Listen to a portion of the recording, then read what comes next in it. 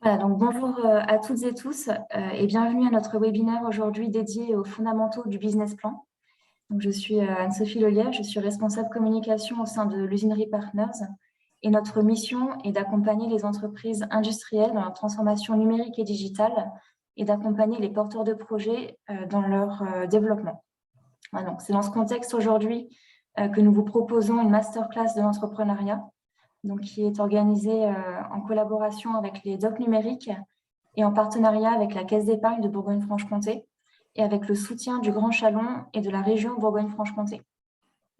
Donc, avant d'entrer dans le vif du sujet, donc, je vais laisser la parole à ma collègue Laurence Grosselin, qui est directeur technique au sein de l'Usinerie Partners et qui va vous dire quelques mots donc, sur l'usinerie et sur l'offre de services que nous proposons. Bonjour à toutes et à tous. Donc, l'usinerie, en fait, regroupe 3 cofondateurs qui sont l'ENSAM, les arts et métiers, avec le CNAM et l'Usinerie Partners. C'est un projet qui est impulsé par le Grand Chalon. L'usinerie, c'est un pôle d'excellence et d'accompagnement vers l'industrie 4.0, regroupant des experts, des acteurs de la formation et de l'innovation. C'est 4000 m² qui sont dédiés à l'industrie du futur, au service des entreprises et de l'écosystème régional, bien sûr. Il y a également une mise à disposition d'une plateforme exceptionnelle qui regroupe en fait toutes les briques technologiques du numérique. Donc, avec Anne-Sophie, nous travaillons au sein de l'Usinerie Partners. On accompagne les chefs d'entreprise, les industriels, dans leur transformation numérique et leur transition digitale. Nous orientons également les porteurs de projets au sein de l'écosystème régional et nous réalisons des offres sur mesure. Donc, au-delà de la mise en réseau, ce sont des conférences comme celle d'aujourd'hui, des ateliers numériques spécifiques, des diagnostics 360, des feuilles de route, du pilotage de projets, de la formation ciblée et aussi des projets collaboratifs.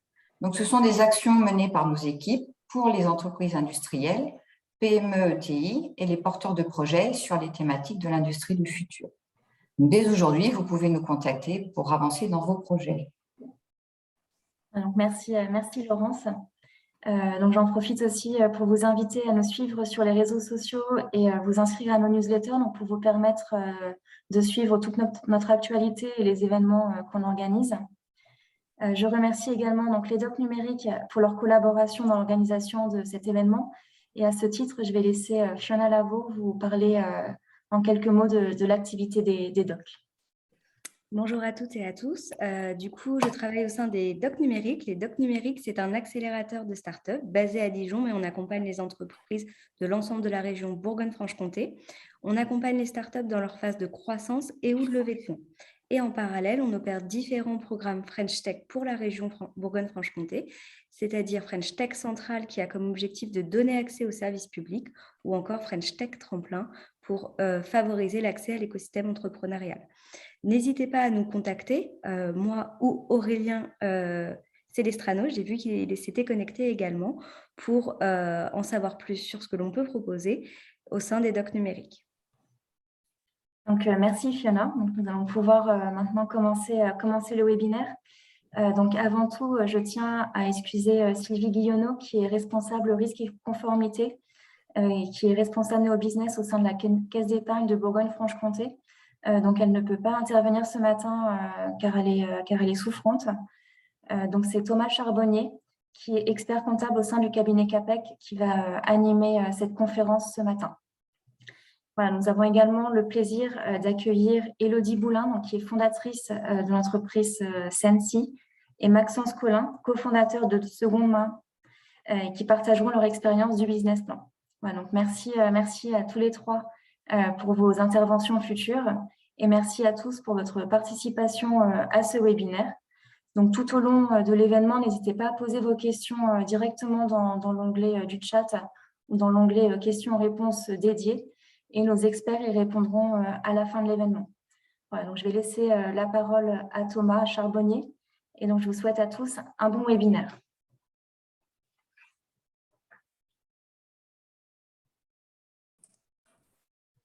Bonjour à tous. Hop, je valide le partage. Hop. Et ben, on est parti sur les fondamentaux du business plan. Du coup, Sylvie Guyonneau, qui devait animer avec moi, ne peut pas être là ce matin, mais on va pouvoir dérouler tout le business plan sans problème. Quand on parle de business plan, on va revoir un peu l'ensemble des éléments. Je vais vous faire une présentation rapide, voir ce que c'est le business plan, de quoi on parle, ce que ça représente, pourquoi il est utilisé. On va voir bien sûr son contenu synthétique, qu'est-ce qu'il faut mettre dedans. On parlera chiffres, stratégie financière. On verra sur la fin toutes les écueils à éviter, c'est-à-dire toutes les problématiques qui se posent quand on réalise un business plan et que j'ai été confronté au sein des accompagnements que je réalise.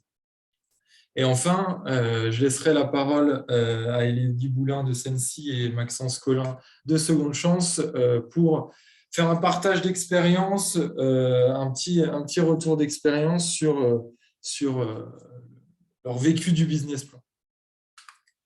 Bien sûr, vous n'hésitez pas à poser vos questions dans le chat. On les reprendra à la fin. On aura vraiment un temps d'échange, questions-réponses à la fin pour revenir sur tous les éléments qu'on aura présentés. On se prend grosso modo une demi-heure, voire 40 minutes sur la présentation, puis les témoignages, et on aura un bon quart d'heure, voire une demi-heure de questions-réponses en fonction des besoins. Donc, attaquons le sujet en préambule. Sachons tout d'abord que les bonnes idées n'en manquent pas, ni l'envie d'entreprendre. Et de l'argent, il y en a pour financer des beaux projets. Mais c'est trop souvent que des dossiers sont mal ficelés dès le début, mal présentés, mal organisés, et la première marche est ratée, on n'arrive pas à lancer le projet, on n'arrive pas à lever les financements. Donc, le business plan est la première étape, c'est pour ça qu'on en parle aujourd'hui. Il faut vraiment voir la chose dans son ensemble et faire attention à tous ces éléments. Piloter sa création et son projet, sa levée de fonds, c'est de la rigueur et de la méthode. Dès le début, partez pas dans tous les sens, organisez-vous, structurez-vous, posez des jalons. Et c'est ce qu'on va voir ce matin, comment structurer un peu son lancement, structurer le début de sa création ou éventuellement en phase de levée de fonds par la suite. Donc, le business plan sans ses finalités. Dans un premier temps, on a l'impression que le business plan, c'est avant tout un document qu'on va transmettre à des investisseurs, à des partenaires pour financer son projet. Non. Avant tout, le business plan, il est fait pour soi et pour son équipe. Le but est de structurer son projet dans les grandes lignes, les grandes étapes, vraiment de modéliser la stratégie financière, de tester les hypothèses, de poser les différents jalons. Le but, c'est vraiment d'avoir une feuille de route. Quand vous créez votre business plan, dites-vous que vous mettez sur papier toute votre stratégie d'entreprise, vous posez tous les grands sujets, que ce soit financier, technique, technologique, organisationnel. Le but, c'est vraiment de tout poser à plat et d'avoir sa feuille de route pour lancer son projet. Donc, bien sûr, il va être utilisé, et c'est la deuxième partie, pour les lecteurs, pour comprendre le projet, pour convaincre les lecteurs, pour obtenir des fonds. Bien sûr, c'est une des finalités. Mais la finalité première, c'est vraiment d'avoir une feuille de route pour soi et pour son équipe, pour lancer son projet et mettre en place des jalons. Dans le contenu du business plan, concrètement, qu'est-ce qu'il y a? Un business plan, c'est une vingtaine de pages, en couleur, sans faute d'orthographe, bien sûr, avec des schémas, des images. J'ai vu trop souvent des business plans rédactionnels où on enchaîne des points dans tous les sens. Vraiment, faites l'effort sur votre business plan de mettre des schémas, de mettre des images, de l'aérer, de le rendre agréable à lire. C'est vraiment le premier élément que tout partenaire va voir et c'est très important de faire une bonne première impression. Mettez aussi des résumés des chapitres, ce qu'il faut retenir dans le business plan. Pourquoi? Puisque, sachez-le, très peu de personnes vont lire votre business plan dans l'intégralité. Ils vont souvent le survoler et ils doivent être capables en un quart d'heure, une demi-heure d'aller au point clé dans le business plan pour voir les grands sujets qui les intéressent. Donc, mettez des résumés, mettez des schémas, mettez des images, rendez-le vraiment agréable à lire. Travaillez en profondeur le fond du business plan. Si besoin, faites-vous accompagner par quelqu'un qui touche un peu plus sur la mise en page, la mise en forme, pour vraiment avoir quelque chose de beau dans la présentation sur une vingtaine de pages, 15 à 30 pages en général.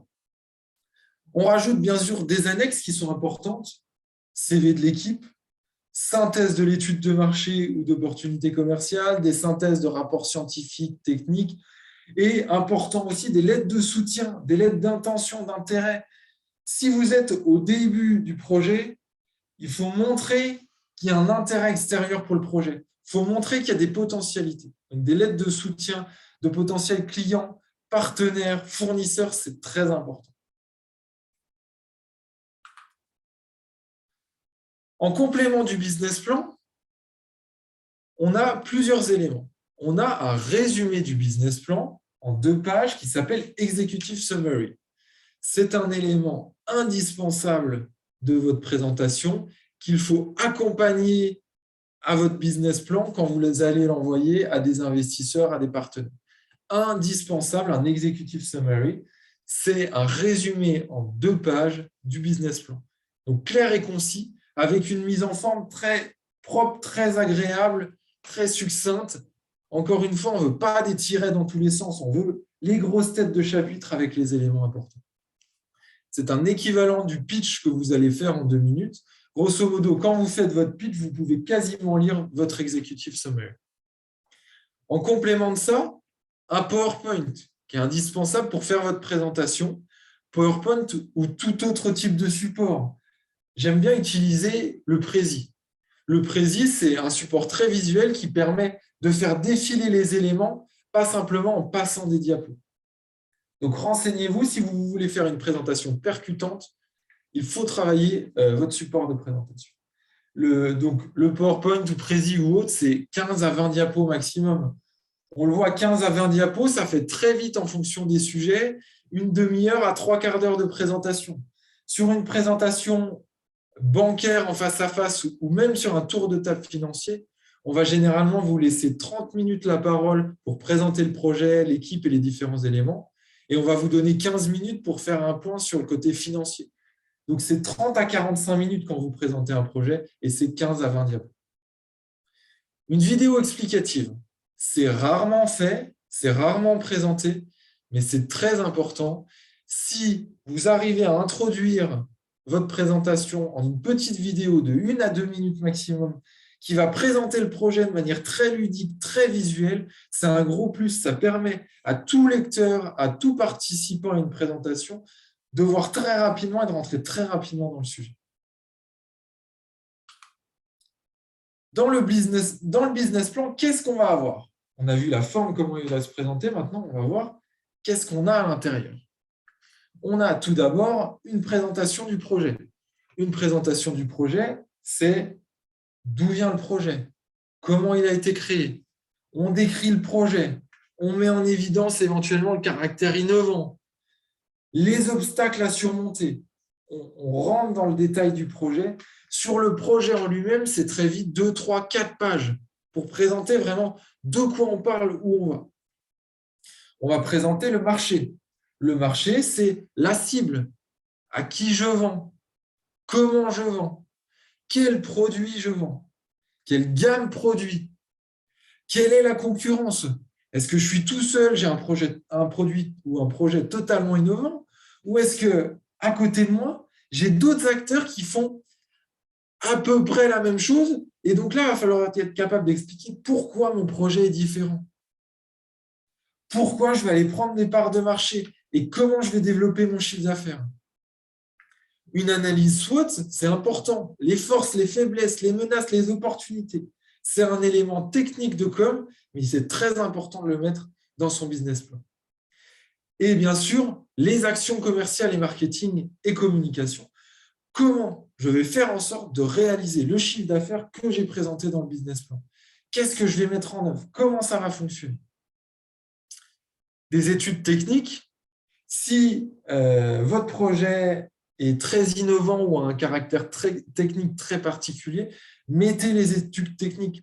Comment c'est réalisable? Comment vous allez le mettre en œuvre? Qu'est-ce qui vous différencie de vos concurrents sur ces terrains-là? Les points particuliers de la propriété intellectuelle et des droits des tiers, si vous avez racheté un brevet, si vous déposez un brevet, s'il y a d'autres intervenants dans le projet. Voilà, tous ces éléments-là et les aspects réglementaires, bien évidemment. Le quatrième point, et qui est vraiment le point, j'ai envie de dire, le plus important, et qui va toucher, j'en discutais justement avec Sylvie Guyonneau de la Caisse d'épargne, qui va être le premier critère de sélection d'un projet et d'analyse d'un projet, c'est les moyens humains et l'équipe dirigeante. Le profil du dirigeant, avec bien sûr son CV, mais qu'est-ce qu'il a fait avant, qu'est-ce qu'il veut faire et pourquoi c'est la bonne personne pour réaliser le projet. Et comment il se fait accompagner avec des co-dirigeants, avec une équipe de fondateurs, avec une équipe technique, comment il se fait accompagner pour qu'autour de lui, il ait mis en œuvre toutes les compétences qui vont être nécessaires pour réaliser le projet. Parce que c'est bien d'avoir quelqu'un de très technique, mais est-ce qu'on a pensé à avoir quelqu'un qui va faire la com? Est-ce qu'on a pensé à quelqu'un qui va intervenir sur le terrain commercial? Est-ce qu'on a pensé à quelqu'un qui va faire gérer la production pure, que ça soit de la production de services ou de la production d'un bien à vendre? Qui c'est qui va piloter les liens avec les fournisseurs et les clients? Il y a plein de compétences qui sont nécessaires quand on lance une entreprise. Et dans votre business plan, on doit pouvoir être sûr de voir que toutes les compétences sont représentées. Que ça soit par les dirigeants, par une équipe fondatrice plus large, ou par des recrutements, ou par des partenaires. Faites vraiment un point là-dessus. Les moyens humains, l'équipe dirigeante, les partenaires, comment vous faites en sorte que toutes les compétences soient représentées pour bien réussir votre projet. Le cinquième point incontournable du business plan, c'est les besoins financiers, les besoins prévisionnels, la stratégie financière. Et ça, si j'ai un conseil à vous donner, faites-vous accompagner par un expert comptable. Je ne dis pas ça parce que je suis expert comptable. Je dis ça parce que, encore une fois, en échangeant avec Sylvie Guyonneau, avec qui on a préparé le support, elle m'a dit « Thomas, le point clé là, c'est l'expert comptable. Quand les banquiers, les investisseurs reçoivent un projet, s'ils ont un prévisionnel fait par un expert comptable avec une marque d'expertise comptable et qu'à côté, ils ont un projet avec une présentation sur Excel, il n'y a pas photo. Il n'y a pas photo sur quel projet ils vont mettre en évidence. » Encore, il y a 2 semaines, j'ai reçu un client, porteur de projet, qui est en phase de levée de fonds. Il arrive, il vient me voir, Thomas, j'aimerais juste qu'on travaille sur mon Excel, sur mes chiffres, pour voir si c'est cohérent pour aller faire ma présentation. Je lui dis, mais non, on ne travaille pas sur les chiffres comme ça. On reprend en profondeur, on travaille un vrai prévisionnel, on ne prend pas de l'Excel. De l'Excel, ça fait amateur sur une présentation. Donc, allez travailler vos chiffres en profondeur avec un professionnel des chiffres, un expert comptable, et sortez un prévisionnel cohérent jusqu'au bout avec tout ce qu'il faut dedans. Je ne vais pas redescendre tous les éléments, mais vraiment travailler ce sujet-là. Et on va parler un peu plus des besoins financiers par la suite, mais il y a tous les sujets qui sont à travailler, qu'on soit en phase de lancement d'entreprise ou en phase de levée de fonds, de recherche de financement par la suite, première levée de fonds, deuxième ou troisième, allez en détail sur vos chiffres. Quelle cible? Comment j'attaque le marché? Quel chiffre d'affaires je vais faire? Quel plan de com en face? Combien ça me coûte? Mes recrutements, comment je vais les faire? Quand je vais les faire? Quelle cible? C'est vraiment important d'aller en détail sur tous ces sujets-là et de les reporter dans votre business plan. Puisque vous allez faire une présentation, vous allez transmettre votre prévisionnel, mais dans votre business plan, il faut qu'il y ait ces éléments chiffrés clés et comment vous arrivez à ces éléments, comment vous allez travailler votre chiffre d'affaires. C'est vraiment très important. Et enfin, le dernier point C'est la structure de l'entreprise, la forme juridique, qui vont être les actionnaires, est-ce qu'il y a des pactes d'associés, est-ce qu'il y a des éléments juridiques particuliers. On a donc vu ici les chapitres vraiment incontournables du business plan, mais c'est ici qu'une trame. Donc, on a vu présentation du projet, marché, études techniques, moyens humains, besoins financiers, structure de l'entreprise. C'est qu'une trame, c'est pour que vous ayez une base quand vous constituez votre business plan. Mais tous les éléments importants de votre projet doivent être abordés dans votre business plan, doivent être bien mis en forme, bien mis en œuvre. Allons un peu plus en détail sur les chiffres et la stratégie financière. Les chiffres, il faut les aborder à minima sur 3 ans. Je dis à minima, puisqu'en fonction du calibrage du projet, c'est bien de pousser à 4 ou 5 ans la présentation des chiffres. Vous allez me dire, Thomas, d'accord, 5 ans, mais déjà à 2 ans, je ne sais pas trop ce que je vais faire en chiffre d'affaires ni en recrutement. Donc, aller en parler à 5 ans, c'est compliqué. Oui, je suis d'accord, c'est compliqué. Donc, ce qu'on va faire en termes de méthode, c'est qu'on va travailler les chiffres sur 3 ans et on va extrapoler sur 5 ans. Le but, c'est de savoir si, après 3 ans, votre chiffre d'affaires il continue d'augmenter, si votre plan de recrutement il continue d'augmenter, ou si vous stabilisez tout, vous essayez de stabiliser votre résultat, quelle est la stratégie derrière? C'est ça qu'on va aller chercher dans les années 4 et 5. On va extrapoler sur les 3 premières années pour faire ressortir dans les chiffres une stratégie. Et ces éléments-là vont permettre de planifier les prochaines levées de fonds. Là, vous êtes peut-être au départ de votre projet, vous allez lever des premiers fonds de proximité. Derrière, il y aura peut-être une deuxième levée de fonds, une troisième levée de fonds à faire. Et ben, c'est à ce moment-là qu'on va la planifier. Et si on fait un prévisionnel 4-3 ans, on va peut-être être un peu juste pour voir les besoins en termes de levée.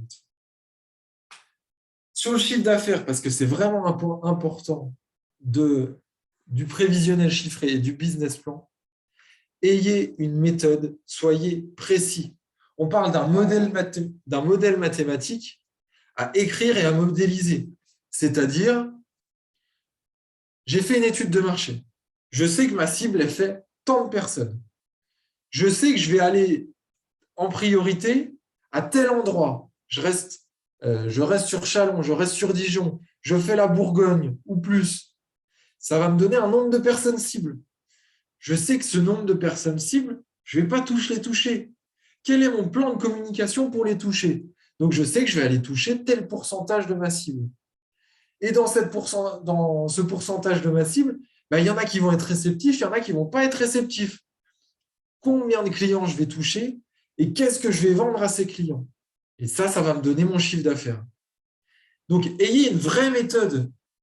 On pourra remettre en cause les hypothèses qui ont été prises dans votre modèle pour définir votre chiffre d'affaires. Mais on ne pourra jamais remettre en cause la méthode. Vous avez une méthode précise pour définir votre chiffre d'affaires et cette méthode-là, elle existe. On ne pourra pas vous dire votre chiffre d'affaires, il est sorti de n'importe où. Non, vous avez une méthode, vous avez défini votre chiffre d'affaires. Et le troisième point clé sur les chiffres prévisionnels, c'est le point qu'on voit à l'écran. N'ayez pas peur des résultats négatifs sur les 2 premières années. Combien de startups me disent « Mais Thomas, on fait du déficit, on ne peut pas présenter ça à la banque. On ne peut pas présenter ça à la BPI. » Si vous êtes sur un mode startup, 2 premières années de déficit, ce n'est pas problématique en soi. Il faut juste être capable de démontrer que vous allez avoir la rentabilité ensuite pour équilibrer la 3e année et décoller les années suivantes. Et c'est là tout l'intérêt d'avoir un prévisionnel sur 5 ans. Puisqu'un prévisionnel de startup type, il va faire 2 années de déficit, une 3e année à l'équilibre, et c'est l'année 4 et 5 où il y a un vrai décollage.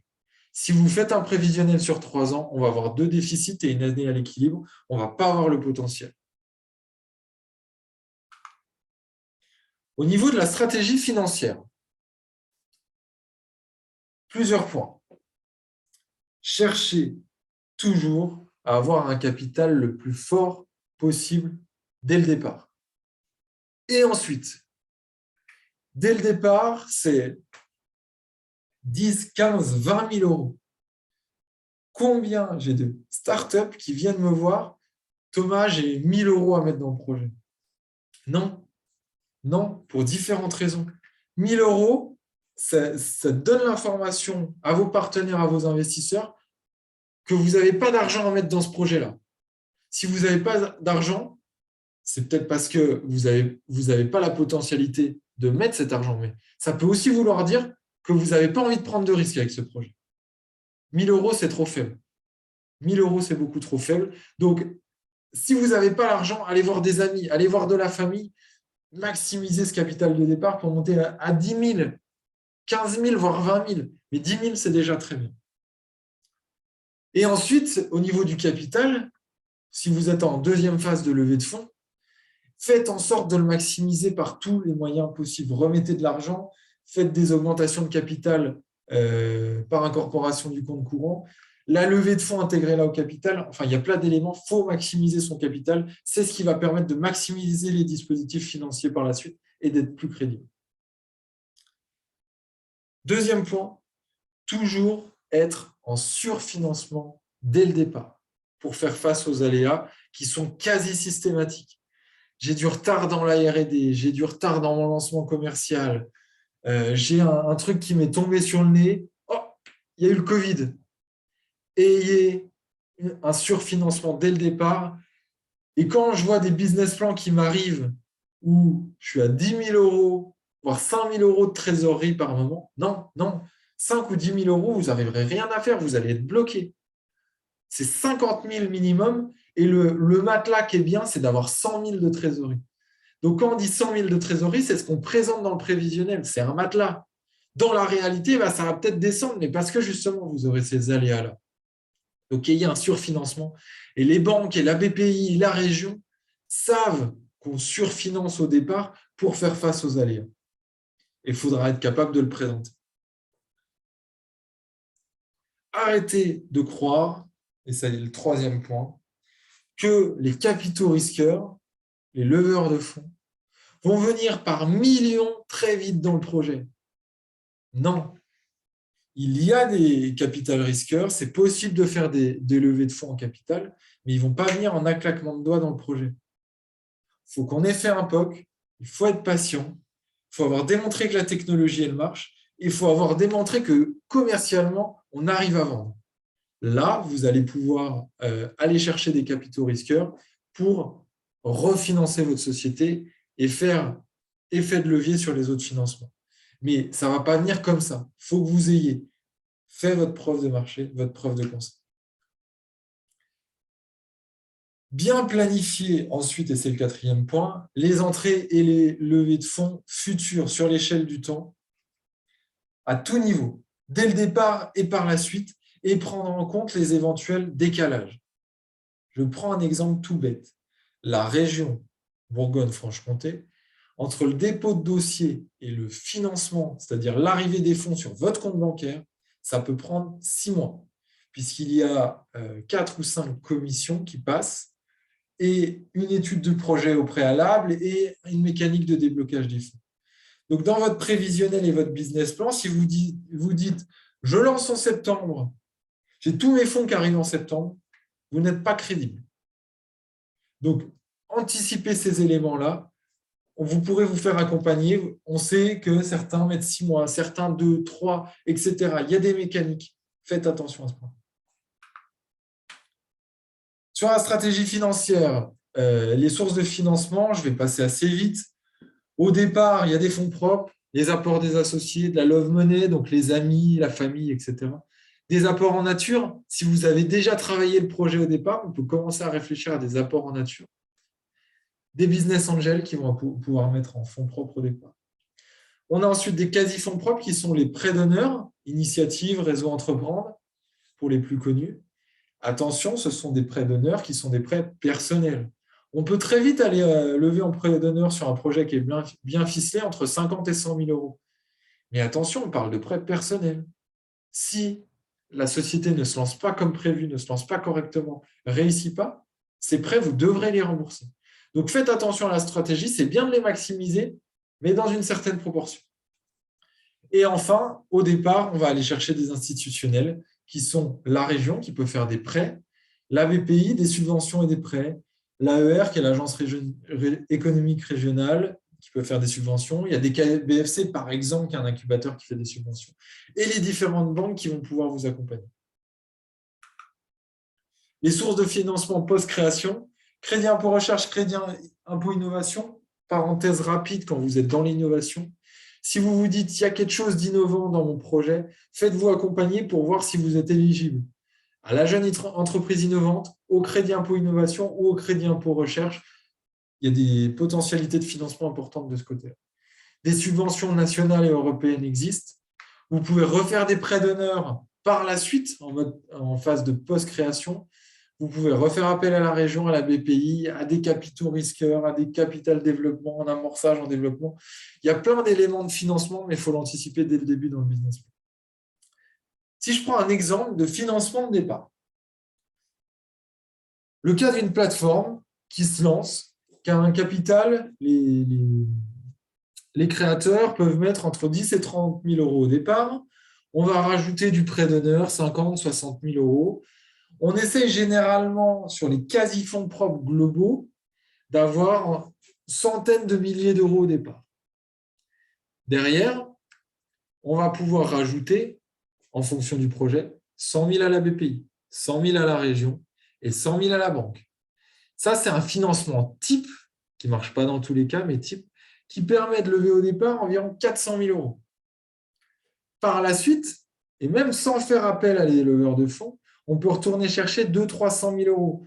On refait quelques prêts d'honneur, on va revoir la BPI, la région, la banque. Derrière, on rajoute du crédit impôt recherche ou innovation si c'est possible. On fait une levée de fonds. Donc, on peut très vite monter en termes de financement si le projet est bien ficelé, bien travaillé, bien étudié et que les jalons sont bien posés. Et bien sûr que tout le monde croit au projet. Et c'est là l'intérêt du business plan. Il faut être capable de convaincre. C'est le premier sujet. On va passer maintenant sur les écueils à éviter, tous les points que j'ai eu à voir qui ont posé souci au départ. Le premier point, c'est l'association. Quand je dis association, c'est les différents associés dans la structure au départ. Il faut bien discuter le projet, le métier de l'entreprise à créer, qui fera quoi, comment, pourquoi on s'associe, les valeurs partagées. Il faut travailler le projet à plusieurs, sur le qui fait quoi, le où on veut aller, qu'on soit bien d'accord sur la méthode, le projet et tous ces éléments-là. Préparer une charte d'associés.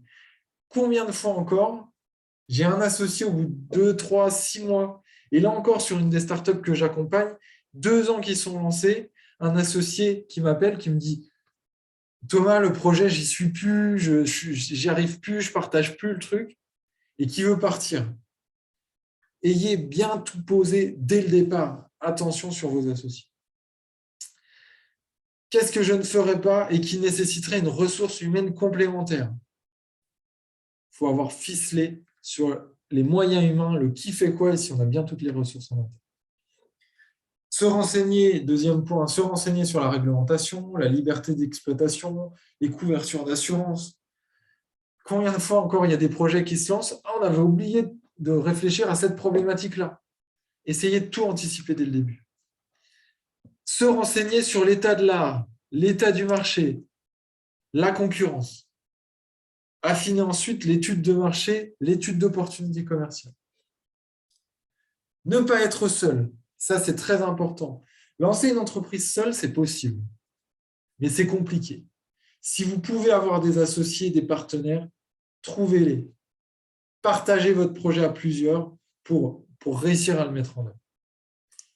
Et enfin, se faire accompagner par les incubateurs, par un réseau, par des consultants, c'est très important. Pendant la phase de maturation de projet, il y a d'autres écueils à éviter. Bien planifier son projet, ça on en a parlé, c'est l'intérêt du business plan. On calibre tous les éléments. Quand est-ce qu'on va faire la R&D, les études de marché, la modélisation, la présentation, quand est-ce qu'on encaisse les fonds, etc. Calibrer bien tout. On se fait très vite surprendre, on se fait très vite dépasser. Bien définir le métier, on en a parlé. Savoir remettre en question sa vision de départ et bien connaître les prérequis pour avancer dans le projet. Savoir écouter les critiques. Ce point-là ici est très, très important. Et en échangeant avec Sylvie Guyonneau, elle voulait bien insister là-dessus. Combien de fois un porteur de projet est bille en tête sur son projet, ça va être comme ça, comme ça, comme ça. Oui, mais ça, c'est pas possible. Ça va être compliqué, ça, etc. Oui, mais je vais y arriver, ça va être comme ça, comme ça, comme ça.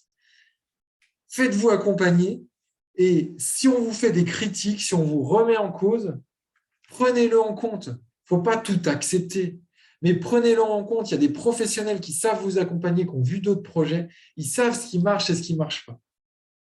Donc, soyez attentifs à ce point-là. Et ne pas aller trop vite, mais ça, tellement important. Chaque étape, on prend le temps de faire, de mettre en œuvre son business plan du début à la fin. Je fais une étape, je passe à la suivante. On ne mélange pas tout et on n'essaye pas d'avancer trop vite. Et enfin, je vais passer rapidement sur d'autres points particuliers que j'ai rencontrés qui ont fait que le projet a eu du mal à se lancer.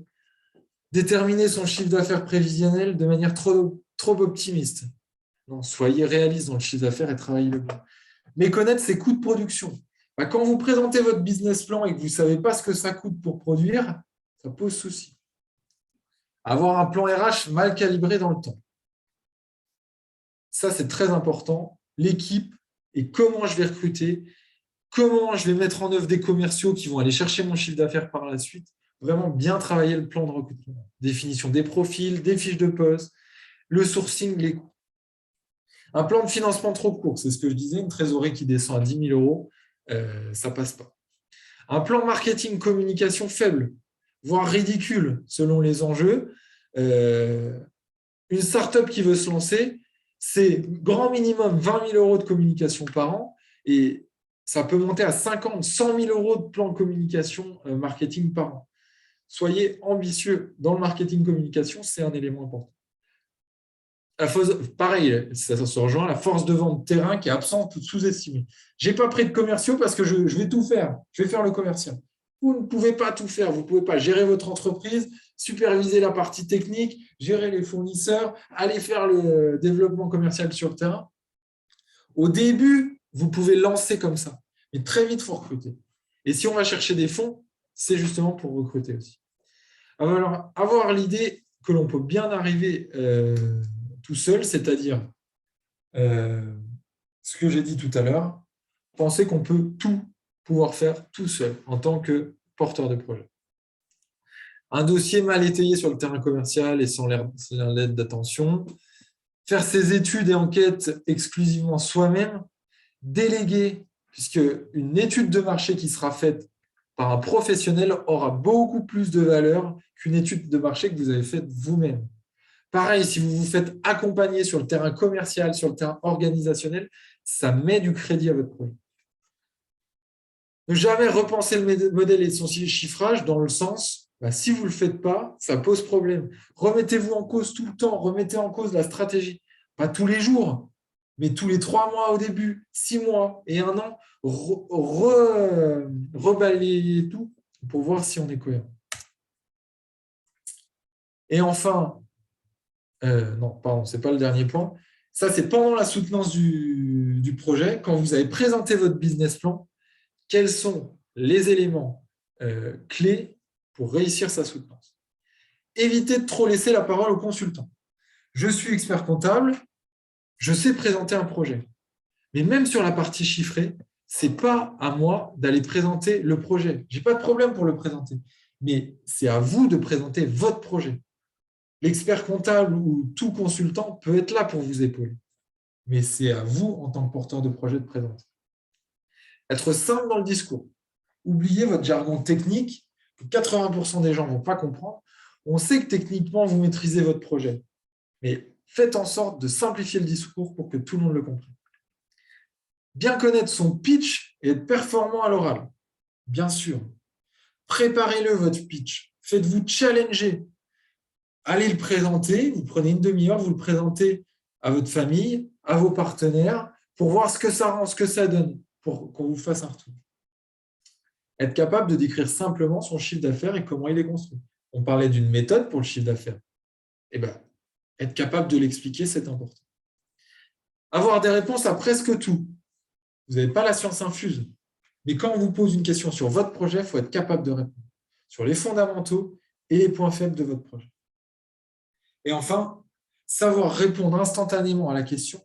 Et demain, vous avez vos financements, vous faites quoi?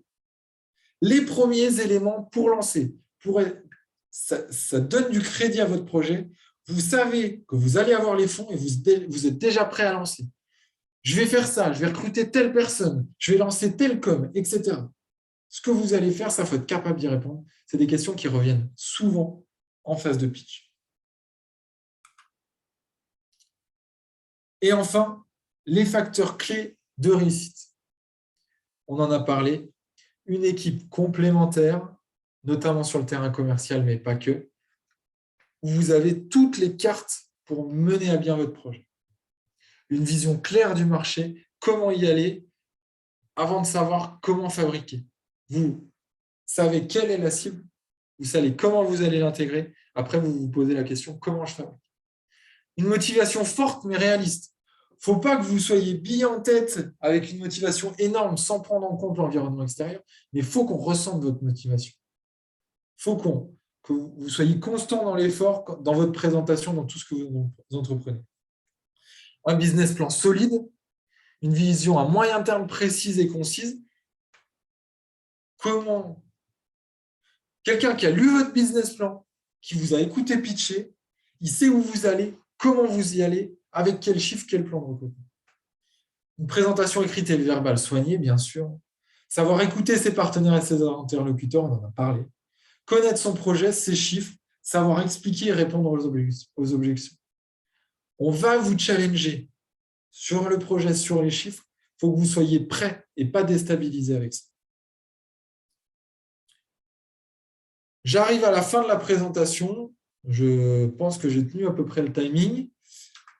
Je vais donc maintenant laisser la parole à Maxence Collin, qui est cofondateur de Seconde Chance, et à Élodie Boulin, qui est fondatrice de Sensi.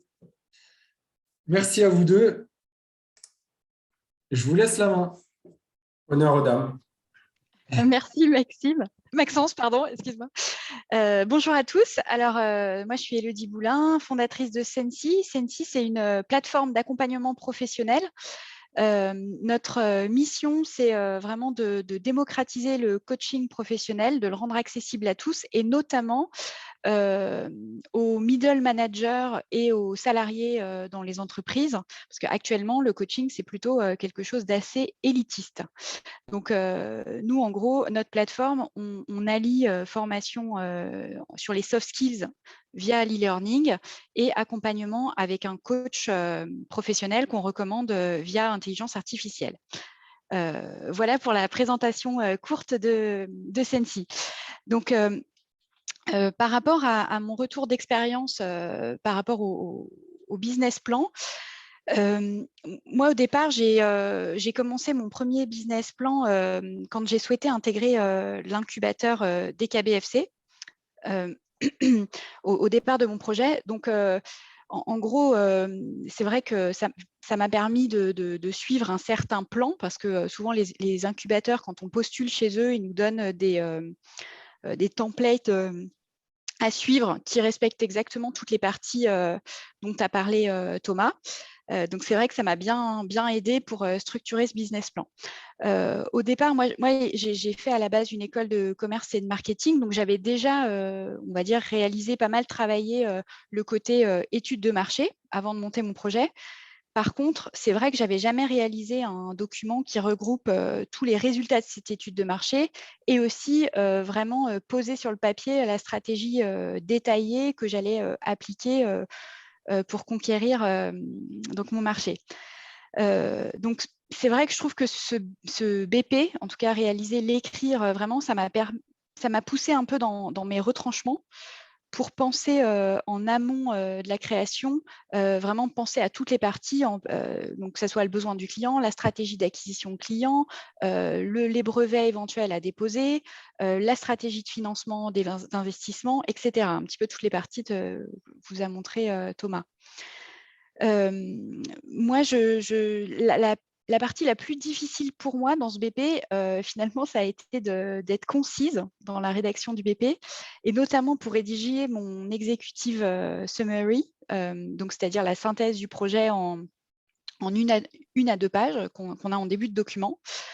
Parce que c'est pas si évident que ça. Nous, on connaît un peu notre projet en détail, mais c'est pas si évident que ça de sélectionner les éléments les plus impactants, les plus probants de notre projet pour accrocher finalement les lecteurs dès la première page du document. Donc pour ça, concrètement, je l'ai fait relire à plusieurs personnes de l'incubateur, à mon expert comptable, enfin à plein de personnes qui m'accompagnaient autour de moi pour avoir des retours et le retravailler de nombreuses fois. Parce que comme le disait Thomas, clairement, tout le monde va lire ces 2 premières pages, mais pas forcément le reste du document. Voilà pour le premier retour. La deuxième chose qui a été aussi la plus difficile à maîtriser pour moi, en tout cas, ça a été le fichier prévisionnel. Alors, Thomas disait que sur Excel, c'était peut-être pas forcément le meilleur fichier à utiliser. Après, moi, j'ai utilisé en fait ce qui est communément utilisé dans les incubateurs des KBFC ou chez Réseau Entreprendre, c'est le fichier Excel physique, qui est un bon début quand même pour faire des prévisions financières à partir d'hypothèses de vente. Mais c'est vrai que ce fichier, il faut pouvoir l'appréhender parce qu'il fait une bonne dizaine d'onglets avec des tableaux croisés dynamiques un peu dans tous les sens. Mais ça oblige aussi à se poser les bonnes questions parce que tous ces onglets, faut bien les remplir. Donc, il ne faut pas hésiter à poser des questions à son expert comptable justement pour bien le comprendre et bien le maîtriser, parce qu'après, ça nous sert aussi pour répondre aux questions, notamment des financiers après. Je me Voilà. permets, Elodie, Oui, de oui, faire juste une petite parenthèse par rapport à ça. On est oui, d'accord, préparer ces chiffres avec le oui. FISI, par exemple, Mm. c'est très important et il faut que le porteur de projet y aille de cette façon. C'est simplement Exactement. derrière, pour aller présenter un business plan, on ne peut pas présenter le FISI, à mon Oui, sens. ah bah oui, Et oui, ouais, là, ouais. voilà, c'était dans Non, ce non, sens-là, mais oui, le porteur de projet doit travailler, lui, ses chiffres. C'est pas l'expert comptable qui va faire le c'est prévisionnel à ça. sa place. On est Exactement. d'accord. Et c'est vrai que ça peut peut-être faire peur au début quand on a suivi. Et puis moi, personnellement, je n'ai pas un profil financier. Voilà, j'ai plus un profil marketing com. Donc au départ, ça peut faire peur. Par contre, je ne regrette pas d'avoir investi du temps sur ce fichier pour le maîtriser complètement. Alors après, bien sûr, il y a d'autres outils, d'autres logiciels qui peuvent nous aider. Mais en tout cas, moi, ça me permet de maîtriser complètement mes chiffres, complètement mes prévisions financières, ma trésorerie, pour pouvoir répondre à toutes les questions, notamment des financiers, des incubateurs, de la banque, de tout. C'est vrai qu'on maîtrise beaucoup mieux nos chiffres pour pouvoir aussi échanger notamment avec l'expert comptable. Moi, dans les écueils à ne pas commettre, les erreurs à ne pas commettre, c'est peut-être de penser qu'une fois qu'on a rédigé son business plan, en fait, ça y est, le travail est terminé. Et pour moi, en fait, non, ce BP, il évoluera tout au long de la vie de votre projet. Donc, pour convaincre au début un banquier, la région, la BPI, un futur, mais aussi, il évoluera dans 1 an ou 2 ans, 3 ans pour faire une levée de fonds. Donc, en fait, cette trame, en fait, elle va vous servir tout le temps, et notamment le prévisionnel qui l'accompagne. Moi, maintenant, il me sert de boussole aussi dans la gestion de mon entreprise au quotidien, ou mensuel en tout cas, parce qu'il me permet aussi de construire mon tableau de bord de suivi et je le mets à jour très régulièrement au fur et à mesure de mes tests commerciaux, parce qu'en fait, au départ, on a fait des hypothèses, et puis au fur et à mesure qu'on teste des choses tout au long du développement de notre société, on se rend compte que ça évolue pas exactement comme on l'avait prévu. Donc moi, je le remets constamment à jour. Donc là, je dois être peut-être à la 40e version, mais c'est pas grave. En tout cas, il évolue avec moi. Autre erreur, je rejoins Thomas aussi, où Thomas disait c'est vrai qu'en début de projet, on peut se retrouver avec, en fonction des aides, on peut se retrouver avec 200 000 jusqu'à 400 000 euros de financement à la création d'entreprise. Par contre, un retour d'expérience, en tout cas, ça peut paraître comme une grosse somme au départ, un bon matelas trésorerie de départ. Par contre, il faut savoir que le POC, donc POC technique et la preuve de marché, peuvent être longs à réaliser parce qu'en effet, il y a toujours des écueils et que souvent, on doit attendre 2-3 ans avec ce matelas financier de départ pour faire ces preuves de marché, avant de pouvoir lever des fonds après. Et donc, il faut faire attention à préserver ce capital aussi au maximum pour pouvoir tenir dans la durée. Voilà. Je voulais faire aussi peut-être un petit commentaire par rapport à ce qu'a dit Thomas sur le fait qu'il fallait avoir, si vous aviez des associés, c'était vraiment très bien. En effet, mais c'est possible aussi de faire sans. Moi, je suis seule dirigeante, je n'ai pas d'associés. C'est sûr que si j'en avais trouvé, ça aurait été très bien. Par contre, c'est quand même possible. Alors moi, je suis passée par des freelances pour m'aider à développer ma société au début, parce qu'en effet, on ne peut pas tout faire. Après, les freelances coûtent cher, et coûtent cher surtout quand on a ce fameux matelas de trésorerie à conserver au plus longtemps possible pour faire notre preuve de marché.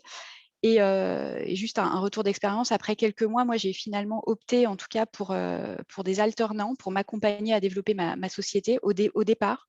C'est sûr qu'ils sont moins experts, mais ils sont plus flexibles, un petit peu moins chers forcément. Et moi, j'ai opté pour la fidélisation après, pour justement les embaucher après. Voilà. Et pour conclure, peut-être mon retour d'expérience, en tout cas, c'est vrai que le BP sert avant tout à soi, à son équipe. Ça sert moi, ça m'a servi vraiment à structurer mon projet, notamment avec le business model Canva, où on regarde un petit peu tous les éléments pour être sûr de rien oublier. Ça m'a permis aussi de savoir vendre mon projet en étant concise, de travailler mon argumentaire, ma différenciation, le caractère innovant de mon projet et savoir bien l'exprimer devant les autres, parce que quand on passe un certain nombre de temps à rédiger tout ça, forcément après à l'oral, ça va quand même beaucoup mieux pour formuler aussi sa motivation et tous les points positifs de son projet. Voilà pour mon retour d'expérience. N'hésitez pas si vous avez des questions. Merci Elodie. Je propose de laisser la parole à Maxence et du coup on fera les échanges questions-réponses après en fonction. C'est parfait. Bonjour à tous, je m'appelle Maxence Collin, je suis un des cofondateurs de la marque Seconde Chance. Alors Seconde Chance, c'est une entreprise à mission qui vise à engager les jeunes générations dans une consommation plus responsable, plus durable et plus éthique, et aussi dans le respect des droits de l'homme. Donc, on est une marque de sneakers qui développons des sneakers made in France, consignés, en partie recyclables et traçables par un système de QR code et donc un outil qu'on a développé en interne. Donc, pour parler du business plan, nous, on a été accompagnés du coup, par Thomas et la CAPEC pendant plusieurs mois avec l'objectif de valider notre plan de financement. Moi, le premier point, et justement, je trouvais ça intéressant que Thomas en parle, c'est que moi, je considère que le business plan, c'est comme une campagne marketing. En amont, c'est une opération séduction, en fait. C'est que peut-être vous n'avez pas le meilleur produit aujourd'hui du monde, ce n'est pas forcément la meilleure idée, mais eux, les financeurs, comme une pub, ils ont envie d'être séduits, en fait, ceux qui vont vous donner l'argent. Donc, nous, par exemple, vous donner un exemple, nous, notre business plan, sans parler du contenu, on a fait le choix, vu qu'on était dans la mode, de le présenter sous la forme d'un magazine. Ça, on sait qu'on a eu, par exemple, d'excellents retours parce qu'au final, ça nous a permis justement d'obtenir plus de temps de leur part. Comme disait Thomas, le temps pour eux, puisqu'ils reçoivent des tonnes de dossiers, parfois ils ne prennent pas toujours le temps qu'il faut. Et nous, on a eu cette chance-là, c'est que je dirais, notre dossier a souvent été lu dans le moindre détail parce qu'il était beau, il donnait envie de lire qu'un simple fichier Word ou Excel qui pourrait vite prendre la tête à quelqu'un qui a envie de passer du temps à le lire. Donc ça, je pense que c'est super important. Après, un point aussi qui était extrêmement important, c'est aussi le capital. Nous, on s'est rendu compte en fait que dans notre parcours startup, c'est grâce à l'argent. Donc, on a mis 8 000 € de capital plus 23 000 € en compte courant d'associés. Et c'est vraiment cet argent-là qui a crédibilisé notre projet.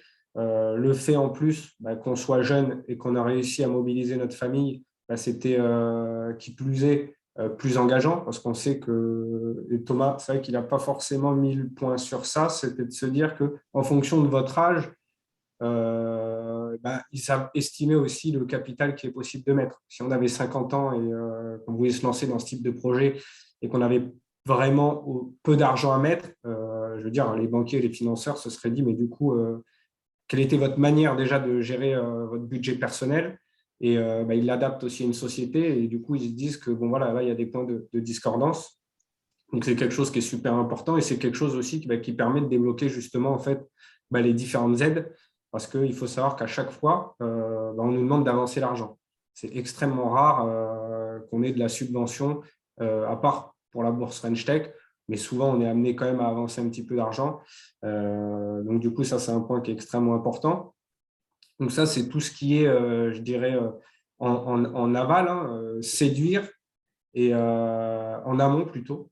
Et tout ce qui est en aval, justement, c'est utiliser en fait ce business plan comme nous, c'est un petit peu notre fil rouge. Donc en fait, c'est notre Bible. Donc elle évolue en permanence, mais on sait que au niveau marketing, financier, ça nous permet d'avoir un axe stratégique, d'y poser des problématiques. Et aujourd'hui, on ne le faisait pas avant, mais on commence à le faire, c'est de se dire qu'à chaque fois qu'il y a une question, il faut qu'on ait 4 réponses. Parce que là, nous, en tout cas, on s'en rend vraiment compte que 1 heure dans la vie réelle, ce n'est pas pareil en fait quand on devient entrepreneur. Il suffit que un de nos fournisseurs il prend 1 semaine de retard, par exemple, ça décale tout en fait sur le site de production. Et cette semaine-là peut très bien se transformer en 1 mois ou 1 mois et demi de retard. Et du coup, ce qu'on regarde aussi, du coup, c'est l'argent. Parce que nous, par exemple, aujourd'hui, on a pris du retard sur le lancement de notre production. Ça ne nous a pas empêché de recruter, mais on a dû faire du coup évoluer notre stratégie sur pas mal de choses. Et je pense que ça, c'est vraiment l'outil clé qui permet justement de faire évoluer rapidement, et c'est ce qu'on demande aux entrepreneurs, justement, d'être agiles. C'est aussi le business plan. Donc, par rapport à ça, qu'est-ce que je pourrais rajouter? La forme, le fond, non, je n'ai pas vraiment point clé. Après, si, pour parler vraiment de notre cas personnellement, ce que disait Thomas, comme quoi c'est possible, nous, on a obtenu la somme quasiment maximale chez tous les partenaires, 160 000 € auprès de la région, 160 000 € auprès de la banque et en prêt d'honneur, 130 000 €, plus 100 000 € en subvention. Donc, ce qui est quand même pas mal, sachant qu'on n'avait pas encore de produits à vendre. Donc, aujourd'hui, on se rend compte, ça paraît énorme.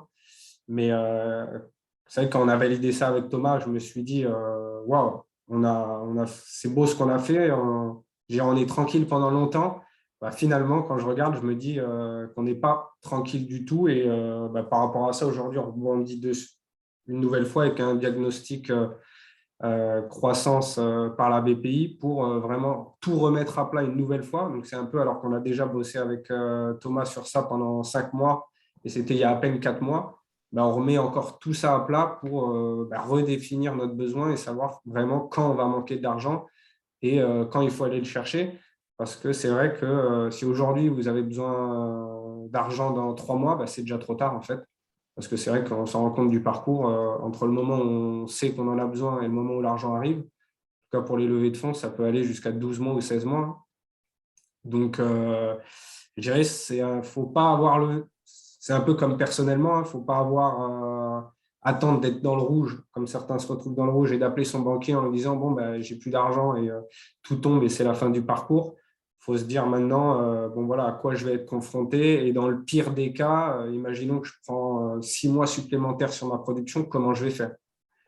Je pense que ça, c'est vraiment ça la clé. Après, voilà, ça aide à la stratégie, mais ça, c'est plutôt personnel. Hein. C'est la vision d'entreprendre de chacun et là où il veut emmener son entreprise. Mais le point clé, c'est vraiment la partie financière, parce que c'est le nerf de la guerre. Et c'est ce qui va vous permettre voilà, de recruter, de faire du chiffre d'affaires, de crédibiliser aussi votre démarche. Et voilà, hein, c'est ça. Hein. Et le jour où il n'y a plus d'argent, il n'y a plus d'argent. Et je voudrais même dire quelque chose qui est super important, c'est que cette opération séduction, il faut toujours la mettre en place parce que on parle beaucoup, alors ça c'est ma vision, confrontée à d'autres boîtes dans la mode, on parle beaucoup de chiffres et de résultats, mais comme disait Thomas, par exemple, dans notre secteur, créer une image de marque, ça coûte extrêmement cher, ça va être beaucoup de pubs, beaucoup de travail au niveau de l'influence, beaucoup d'investissements. Ça, les investisseurs, ils le savent. Donc, ils ne demandent pas forcément au début de gagner beaucoup d'argent. Par contre, s'il y a une notoriété qui est forte, même si l'entreprise ne gagne pas d'argent, ça permettra d'aller chercher des fonds supplémentaires. Donc ça, c'est quelque chose, en tout cas dans notre secteur à nous, quand on touche au B2C, qui est extrêmement important. Merci Maxence, merci beaucoup. Je me permets de rajouter un point, comme on parlait de stratégie financière, que je n'ai pas évoqué ici. Certains vont avoir tendance à se lancer sans avoir travaillé la stratégie déjà, première erreur, et sans aller chercher de fonds de manière importante. C'est possible, sauf qu'il faut savoir que si vous n'allez pas chercher d'argent au départ, que vous faites un premier résultat déficitaire, derrière, les mécaniques de levée de fonds et d'effet de levier sont totalement réduites à néant ou quasi. Du coup, c'est tout l'intérêt du business plan de le travailler très tôt pour définir toute la stratégie financière dès le début. Vraiment, prenez ce temps-là pour définir est-ce que je vais chercher des fonds ou pas et combien, parce que j'ai récupéré 3-4 startups qui viennent me voir 2 ans après pour me dire je suis dans le rouge, je ne peux pas faire. Qu'est-ce qu'on a fait au début? Au début, on n'a pas fait grand-chose, on a fait un emprunt à 30 000 € et on s'est arrêté là. Eh bien, non, voyons la stratégie globale et définissons la stratégie financière avec la stratégie globale. Merci Maxence et Elodie pour ces témoignages. Je vous propose de passer aux questions-réponses. N'hésitez pas, on a le temps d'échanger, questions à Elodie ou à Maxence ou à moi, de manière générale sur le sujet de manière globale, n'hésitez pas. Donc on a une première question, donc Elodie est revenue un petit peu dessus tout à l'heure, concernant Excel. Donc si Excel fait amateur pour le prévisionnel, quel logiciel faut-il utiliser? Donc vous y avez un petit peu répondu tout à l'heure, mais peut-être que vous pouvez un petit peu plus développer. Excel fait amateur sur la présentation du projet. C'est-à-dire que Excel est très bien pour maturer ses chiffres, travailler ses cohérences, travailler les équilibres, voir un peu ce que ça donne. Mais derrière, il faut utiliser un logiciel professionnel et ce n'est pas vous qui réussirez à faire un prévisionnel pour présenter à la banque. Il faut utiliser un outil d'expert comptable pour que déjà, cet outil permette une cohérence globale et que l'expert comptable valide votre prévisionnel. Donc, il n'y a pas d'outil sur le marché à destination des start-upers ou des porteurs de projets pour faire votre prévisionnel du début à la fin. Il y a le FISI dont Elodie a parlé qui marche très bien pour maturer ses chiffres, pour les travailler à long terme. Mais derrière, il faut donner la main à un expert comptable, avoir les modalités, les conditions et jusqu'où, mais à minima, pour finaliser le prévisionnel, le valider et le mettre en forme. Ouais, je voulais revenir sur ce que disait Thomas, parce que du coup, nous savons qu'on a travaillé avec la CAPEC sur cette partie-là. Ça, c'est un retour. C'est que moi, j'ai fait une école de commerce, mais quand on arrive en fait dans l'entrepreneuriat, quand c'est notre première entreprise, c'est qu'est-ce qu'on a fait avant? Je vais donner un exemple. Si aujourd'hui, Marc Simoncini présentait un dossier Excel, tout le monde lui ferait confiance parce qu'il a déjà crédibilisé. On sait que c'est un entrepreneur qui a fait des bons choix, qui a réussi. Aujourd'hui, on n'est personne, on va dire, on n'a jamais prouvé qu'on était capable de gérer une entreprise. Donc, un financeur, ce qui se dit, bah, ma parole, aujourd'hui, il peut bien avoir confiance, mais derrière, il y a des enjeux financiers qui sont importants.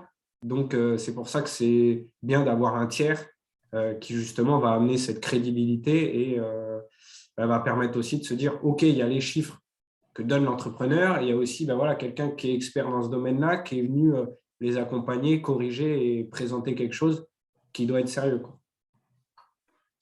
Très bien, merci, merci pour ce retour. Justement, nous avons une autre question qui vous est adressée à vous, Maxence. Est-ce que le fait qu'il y ait déjà une forte concurrence dans votre secteur a été un frein pour obtenir vos sources de financement? Ça a été ça peut être un frein pour certains, ouais. Après, c'est vrai que nous, ce qui nous a différencié, c'est qu'aucune marque de basket ne se positionne en tant que start-up. En fait, majoritairement, ils vendent des baskets. Et nous, ce qui a été notre force, justement, c'est de proposer un modèle qui soit différent sur l'ensemble de la chaîne de valeur, notamment la consigne. Aucune aujourd'hui sneakers n'est consignée, notamment la recyclabilité, sachant qu'aujourd'hui, il y a seulement 1% des sneakers qui sont recyclés. On parle plutôt de valorisation. Et notamment la traçabilité aujourd'hui qui devient important, où du coup, nous, on voulait justement rendre les baskets traçables tout au long du cycle de vie, donc en développant un outil en interne. Alors, c'est un outil qu'on n'avait pas, mais qu'on projetait de développer. Et c'est surtout, comme disait Thomas, qu'est-ce qui vous différencie des autres? C'est ça qui a marché chez nous. Et après, en amont, vu qu'on est en B2C, on leur a présenté l'image de marque, les valeurs, comment on allait travailler, comment on allait vendre notre système. Et quelque chose qui est super important aussi, c'est le storytelling. Aujourd'hui, on le sait que, en tout cas, dans n'importe quel secteur en B2C, surtout les produits mode et cosmétiques, c'est les produits qui font aujourd'hui le plus peur aux investisseurs et aux banquiers. Parce que vous pouvez avoir un produit, on va dire ça, mais qui ne vend pas forcément ce que le marketing promet. Mais derrière, si vous avez une grosse communauté, si les gens sont engagés, ça marche. Je dirais même le plus qu'on a eu, c'est que nous, depuis le début du projet, on communique. Et ce qui nous a permis de passer dans le bien public, passer sur BFM, alors qu'on n'avait encore rien à vendre et de simples dessins. Et ça, en tout cas, ceux qui ont investi et cru en nous, ça a fortement crédibilisé la démarche. Ils se sont dit, ils me vendent de la communication, ils me vendent un savoir-faire autour de ça, et je vois qu'aujourd'hui, ils n'ont rien à vendre, ils sont capables de passer à la télé, d'avoir une première page dans le bien public.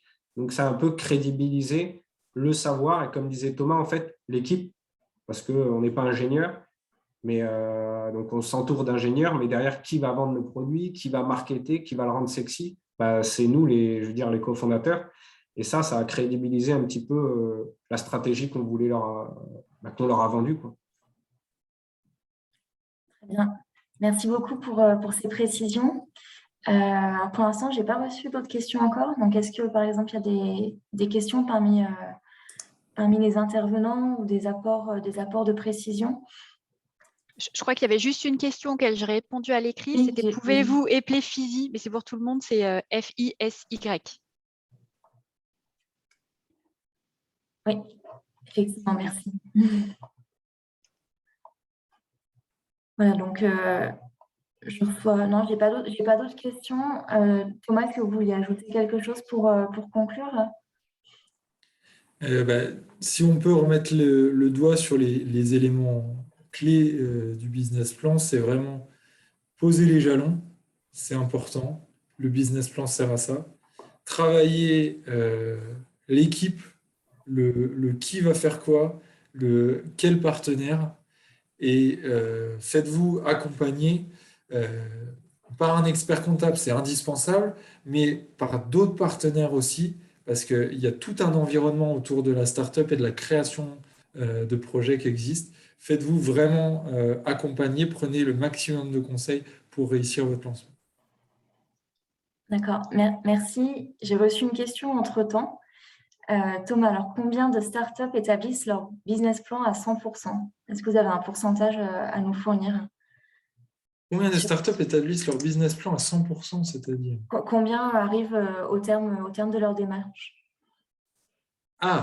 C'est-à-dire, est-ce qu'il y a des personnes qui se lancent et qui se rendent très vite compte que ça ne marche pas? Oui, par exemple, oui. Euh,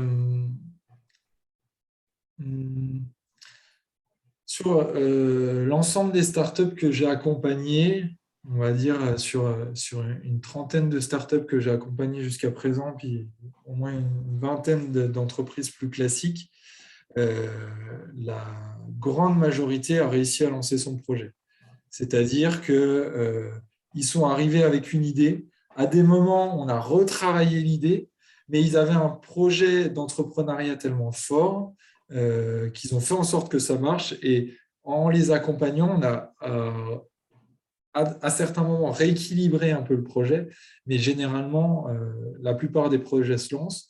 J'ai peut-être voilà, on va dire sur un global de 40 à 50 entreprises accompagnées, j'en ai peut-être 2 ou 3 en tête qui ont définitivement abandonné où ça ne s'est vraiment pas monté. D'accord. Et donc, combien de personnes accompagnez-vous en général sur une année? En rythme de croisière, on est sur une dizaine d'entreprises accompagnées par an. Ça va dépendre de la taille. Il y a des entreprises, quand j'ai 6 mois d'accompagnement avec plus de 50 heures d'accompagnement, je ne vais pas pouvoir en faire 10. Et il y a des accompagnements plus légers où des fois, sur des créations assez simples, je vais passer 5-6 heures avec les personnes et sur le prévisionnel pour lancer, ça suffit. D'accord. On a une nouvelle question qui est arrivée. Comment a été mis en œuvre l'aspect entreprise à mission? Est-ce que cela a été un point fort pour la proposition de valeur? Alors, c'est pas un point fort que ce soit pour la région, pour les banques. Après, ça sera un point fort pour aller chercher des fonds auprès de fonds impact qui permet, voilà, je dirais, il y a Bicorp et il y a l'entreprise à mission. C'est ultra simple à mettre en place, hein. Par contre, ce qui est le plus dur, c'est plutôt de définir des objectifs. Donc, il faut quand même être accompagné. Nous, on a eu la chance d'avoir un ami à nous qui travaille à la fois dans l'expertise comptable et aujourd'hui qui se spécialise justement sur Bicorp et les objectifs, les 16 ODD du développement durable. Donc, sur ça, on a travaillé vraiment sur cette partie-là pour qu'à l'intérieur de nos statuts, du coup, qu'on va refaire aujourd'hui, viennent s'intégrer justement la mission avec les objectifs du développement durable qu'on a choisi et aux problématiques auxquelles on souhaite répondre. Après, dans 1 an et demi, 2 ans, on sera audité. Et c'est nous, en interne, de mettre des process en place, des outils de suivi pour que le jour où voilà, il y ait un expert, pareil, un tiers qui ne fait pas partie de l'entreprise, mais un tiers indépendant, va venir nous auditer et va vous dire, bon, OK, vous nous avez vendu ça, maintenant, qu'est-ce que vous avez fait pour le mettre en place? Où en sont voilà, vos indicateurs? Je dirais c'est plus la partie après qui peut prendre beaucoup de temps. Après, voilà, seconde chance, nous, dès le début, nos piliers, c'est le développement durable, c'est toute cette partie-là. Donc, pour nous, ça n'a pas été un frein direct, mais c'est vrai que je pense que pour une grosse société qui souhaiterait s'orienter vers ça, ça prend beaucoup de temps et pas forcément d'argent, mais ça dépend, mais en tout cas, ça prend pas mal de temps.